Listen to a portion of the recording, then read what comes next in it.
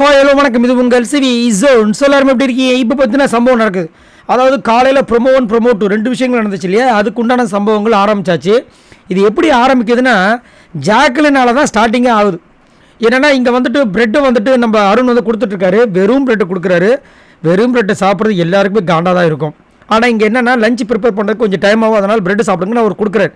அதனால் என்ன ஆகுதுன்னா, இந்த பக்கம் எல்லோரும் சைலண்ட்டாக தான் அந்த காண்டில் இருக்கும்போது ஜெஃப்ரி போகிறாரு. அங்கே போய் ப்ரெட்டு நீட்டுறாரு. அதில் வந்து ஜாக்லின் வந்துட்டு பட்டர் தடவுறாங்க.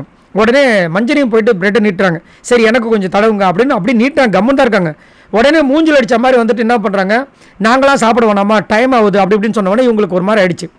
உடனே என்ன பண்ணுறாங்க, சரி கல் ஃப்ரீயாக இருக்கா, சரி அதுலேயாவது நம்ம வந்து டோஸ்ட் பண்ணிக்கலாம் அப்படின்னு சொல்லி கல் ஃப்ரீயாக இருக்கான்னு கேட்குறாங்க. அதாவது அவங்க கேட்க வந்தது ஜெஃப்ரிக்கும் வந்துட்டு வச்சுருக்காங்களே அந்த ப்ரெட் பட்டரு, நம்மளும் இங்கே வாங்கிக்கலான்னு சொல்லிட்டு வந்தாங்க. ஆனால் ஜெஃப்ரிக்கு வச்சுட்டு டக்குன்னு வந்துட்டு மூஞ்சில் அடித்த மாதிரி பேசிட்டாங்க. ஏன்னா அவங்க என்ன நினச்சிட்டாங்க, டோஸ்ட் பண்ண சொல்லி கேட்குறாங்கன்னு நினச்சிக்கிட்டாங்க. அதாவது தப்பாக அண்டர்ஸ்டாண்டிங். உடனே அவங்க வந்து கஷ்டமாயிடுச்சு. உடனே சரி அப்போ கல்லாவது இருக்குன்னு கேட்டால் இன்னும் அவங்க வந்து திட்ட ஆரம்பிச்சிட்டாங்க. அப்படியே ஜாடமாடியாக வந்து ஏன் நாங்களாம் வந்துட்டு சாப்பிடக்கூடாதா, எங்களுக்குலாம் வயிறு இல்லையான்ற மாதிரி பேச ஆரம்பிச்சோன்னே கம்முன்னு போயிட்டாங்க. அதுக்கப்புறம் அவங்க சொல்கிறாங்க டோஸ்ட்லாம் பண்ண முடியாதுன்னு ஒரு பக்கம் அருண் கத்தும்போது அவங்க சொல்கிறாங்க நான் டோஸ்ட்டாக கேட்டேன் அப்படின்னு. அதுக்கப்புறம் நீ டோஸ்ட்டு கேட்கலையா, நான் நீ டோஸ்ட் தான் கேட்டேன்னு நினச்சேன். அந்த கல் கேட்டவொன்னே இல்லை நான் கல்லுன்னு எதுக்காக சொன்னேன்னா, நீ அங்கே வந்து பட்டர் வச்ச, அதனால் நானும் பட்டர் கொடுப்பேன்னு தான் நினச்சேன், ஆனால் நீ இப்படி திட்ட அப்படின்ற மாதிரி சொல்ல முடியும். இல்லை சாரின்ட்டாங்க. அதுக்கப்புறமா திரும்ப வந்து மஞ்சரி நான் உனக்காக சொல்ல சாரின்றாங்க. அங்கே வேறு யாருக்காக அவங்க சொன்னாங்கன்ற விஷயங்கள் தெரியல, ஆனால் நான் உனக்காக சொல்லன்றாங்க.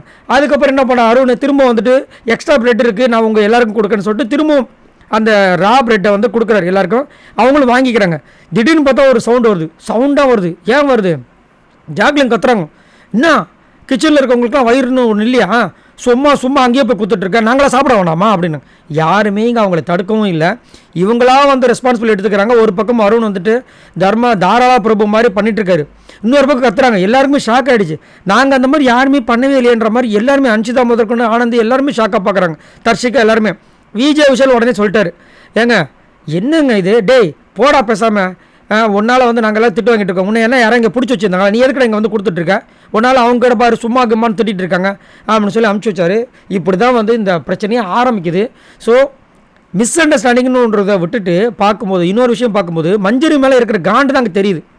ஏன்னா மஞ்சரி வந்துட்டு ஜெஃப்ரி வந்துட்டு அங்கே வந்து கேட்குறாருன்னு சொல்லிட்டு இவங்க ப்ரெட்டு மட்டும் தான் நீட்டினாங்க. ஆனால் அதுக்கு வந்து திரைக்கதை, வசனம், டைரக்ஷன் எல்லாத்தையுமே வந்து ஜாக்லின் அருண் பண்ணிட்டாங்க. இப்போ அங்கே என்ன ஆயிடுச்சுன்னா, அந்த ப்ரெட்டு நீட்டினதை வந்துட்டு அவங்க வந்து தனியாக டோஸ்ட் கேட்குறாங்கன்ற மாதிரி மாற்றிட்டாங்க. இதுதான் அந்த ப்ரொமோ 1ல் வந்த விஷயங்கள். இது வந்து ரொம்ப ரொம்ப தவறான விஷயம்.